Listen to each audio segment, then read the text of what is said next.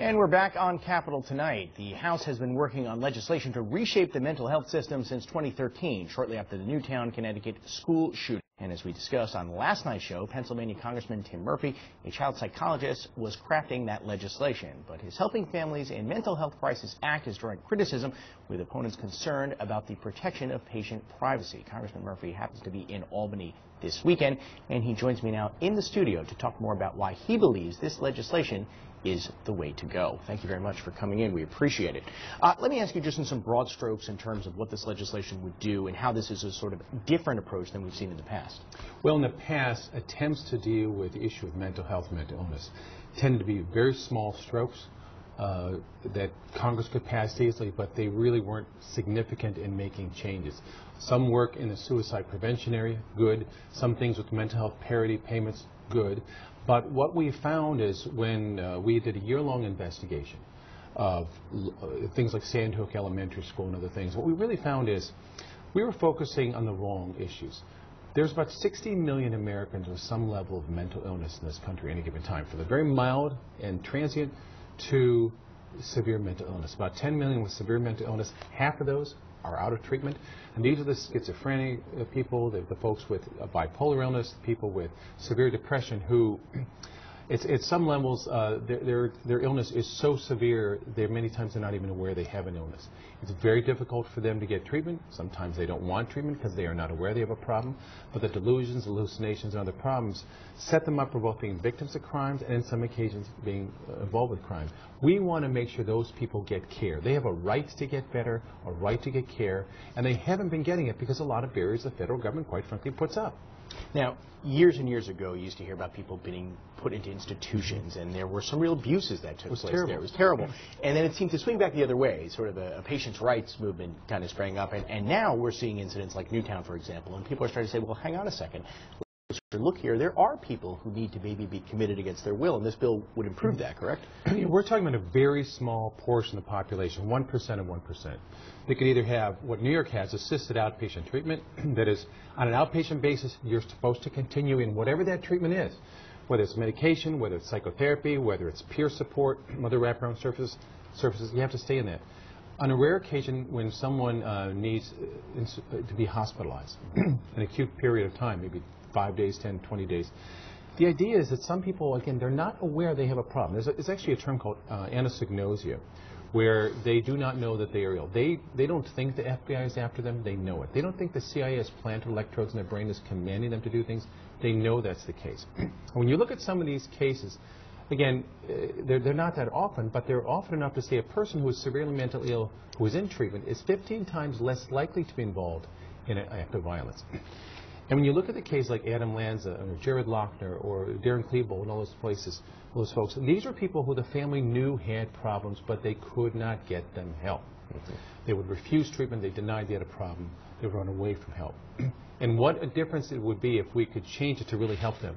Because the current law in many places says you have to commit a crime. We've criminalized mental illness to say, unless you commit a crime or you're threatening to kill yourself or someone else, we're not going to force you into treatment. What a difference it would have been for many of these families if they could have gotten their son or daughter help. So now it's very reactive, right? I mean, in other words, like you're saying, a crime actually has to be committed, whereas in many cases family members are acutely aware of someone's potential for danger. And they've been begging for help. They have been begging for help. They've been begging to get the doctor's information. Sometimes doctors won't listen to families, or maybe the son or daughter is getting help, but the family doesn't even know when their next appointment is, doesn't know what's going on. And a loving family member in some cases ought to be able to facilitate that. Why do we create barriers where the family doesn't even know? Again, these are folks who want to help. If we did this same standard with heart disease, you have heart disease, but we're not going to do anything until you have a heart attack. You're diabetic, but we're not going to do anything until you go into a diabetic coma. That's the level of absurdity is with mental illness. We have to understand mental illness is not an attitude, it's not a state of mind. It's a brain illness when you have this severe mental illness. Something is not functioning right in the brain, and we ought to address it as that and get people the care that they need. You saw the program last night. You saw what some of the advocates are saying. They're concerned about privacy rights. How do you address that, and does this bill deal with that issue? It does. Part of the privacy issue is a lot of times doctors don't understand they can accept information. Since we've introduced this bill, Health and Human Services actually clarified that. A family takes someone to a hospital, parent can say, we need to tell you our son's diagnosis is this, here's his medication, here's his doctor. Many times hospitals say, we can't talk to you at all, our lawyers say we can't. Well, yes, they can.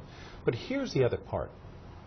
What we'd like to see is if someone becomes gravely disabled when they're on their own, they don't take their medication, they fall apart, and the family is a loving family that a licensed professional, mental health professional can identify, this is the caring family, to allow them to at least know what's the medication, who's the treating doctor, when's the next appointment, what's the treatment plan.